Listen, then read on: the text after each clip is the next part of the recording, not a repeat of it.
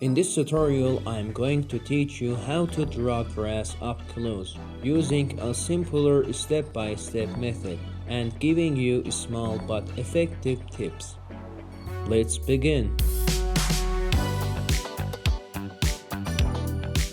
First, we are going to darken the ground with a relatively high value, but not the maximum pressure you can apply with your pencil. I'll try to define the bump of the ground as I am doing the shading for you, and then start blending the dark areas so they have a smooth, uniform look. But I'm going to leave the raised part of the ground a little brighter. Then I'm going to cut the eraser with knife like you see here to create a sharp edge. It's a shape similar to what I have sketched on the top left. Now I want to move this piece of eraser upward while rotating it so you can see the texture it creates. So you need to hold the eraser with its long side vertical to create that thin line we want.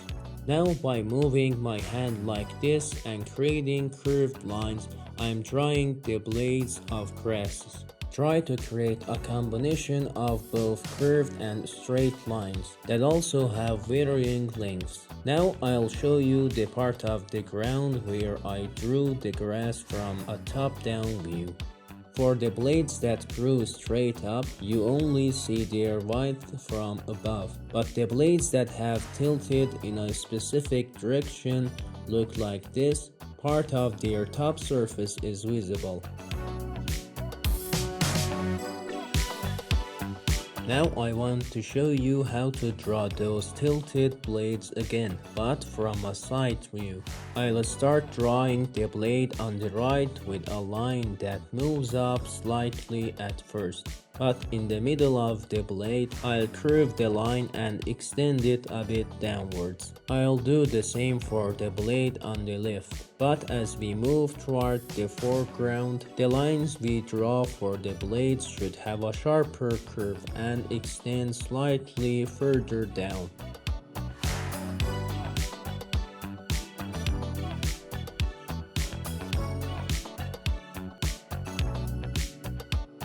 We draw the very front blade like this. At a certain point, I pull the line down, so the previous section is now behind it. I also darken that part so you can see it better. For the blades in the background, I draw lines that have a sharp curve at the tip, and I extend them less toward the bottom. However, don't forget to include longer blades with less curvature. And for the second layer, using lines slightly darker than the background value, we'll draw the edges of the grass blades. Start with the blades that are in front of the others, but be careful. When you reach a blade that's further back, don't let its edge lines cross over the one in the front of it. Skip over those sections. Then carefully darken the area at the bottom and between the blades. Next, I'll show you a few types of plants you can use to add variety. One is the regular grass that I just mentioned. The second is small plants that have broad leaves throughout their length. I'll show you a few models of those with different leaf shapes. You can draw some of them in a bent or curved shape too. I'm drawing a few leaves down here so you can better understand their shape and how to draw them.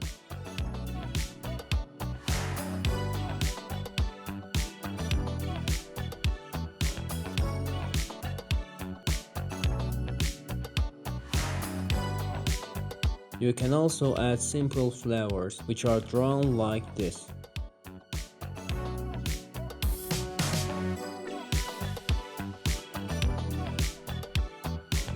You can also draw them from side angles. Of course, I'll post a full video on drawing flowers in the future.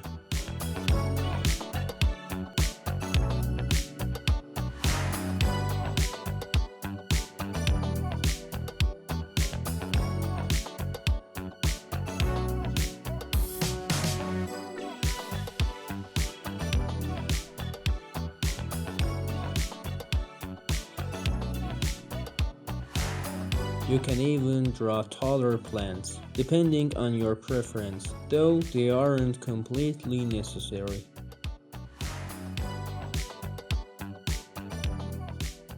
You can even draw small flowers like this in the foreground grass,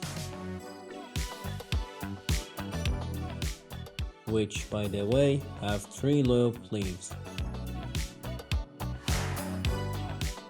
Now using the eraser, we'll draw the grass texture in the nearest row at full size, but in the row right behind it, I'll draw it so only the top half of the blade seems visible. So I'll draw lines that are half the previous size. If the sharp part of the eraser loses its edge, you can fix it by trimming a small piece like this. As I move further back, these white lines gradually become smaller due to the distance.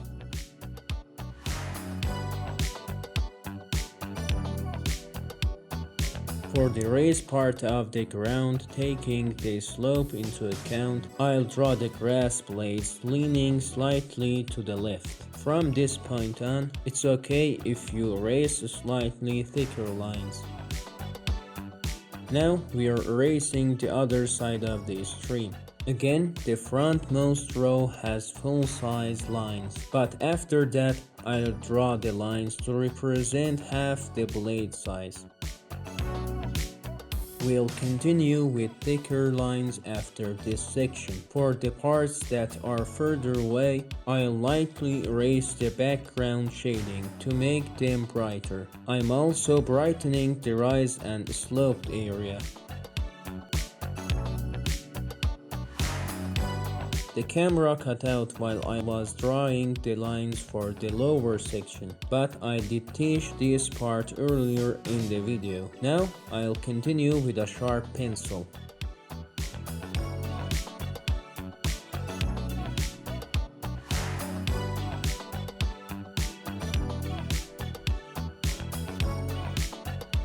Don't draw these lines too quickly. Look at the real speed I'm using to draw them.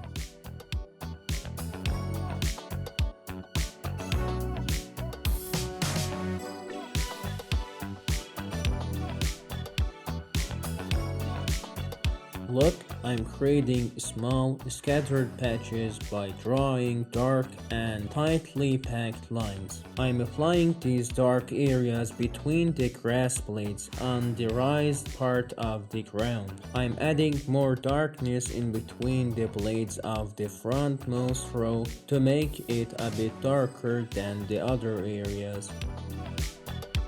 I'm darkening the dark sections between the rest of the grass.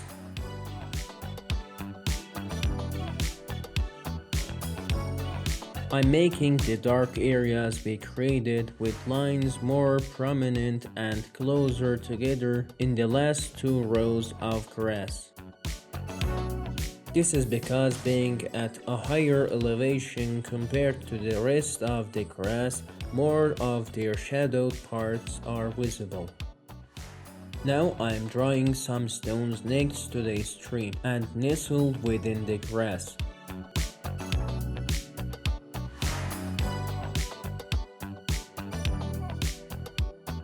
And I'm darkening the stream's edge. Also, I'm drawing a roughly rectangular stone diagonally to make it easier to understand the slope of this area. I'll also teach you how to draw tall and small waterfalls in upcoming videos. Place a piece of paper under your hand here, so that sliding your hand across the drawing doesn't smudge it. We start drawing the lines for the edges of the leaves.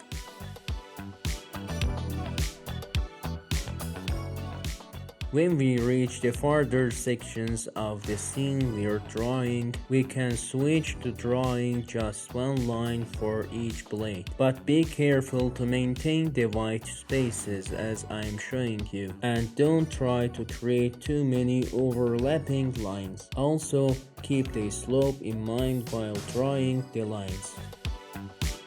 For the areas that are far away, you should draw the grass like this. Repeat small zigzag lines in consecutive rows without lifting your pencil from the paper. I'm adding tall plants along the edge of the rise, and they get smaller as they go towards the left and into the distance. Now, you can also add leafy plants to the drawing by erasing certain shapes. And then outline them with your pencil. Try to keep them lighter than the rest of the grass so they stand out. Now use the eraser to brighten some of the light parts of the grass on top of the rise. And finally, I'm adding 3 flowers right here. If you found this tutorial helpful and you enjoyed it, please make sure to hit that like and subscribe button. And if you have any questions or ideas for a future tutorial video, please write them in the comment section down below. See you soon.